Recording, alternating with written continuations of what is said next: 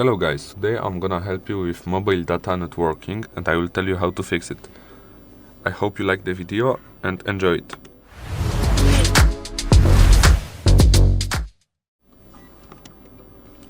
Okay, so the first thing we are gonna do is we are gonna go to settings, then to the search bar and look for mobile data here and gonna turn it off, turn it on.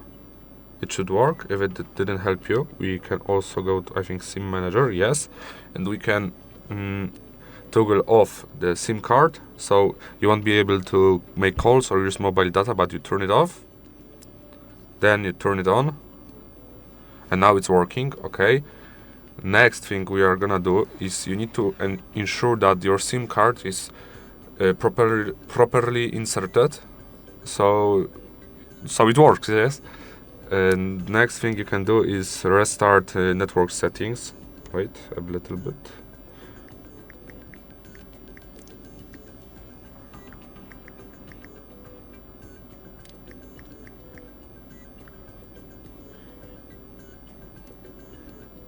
Okay, so what we can do, manage network.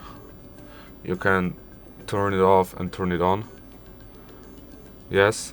Or you need to contact your carrier like T-Mobile or Orange.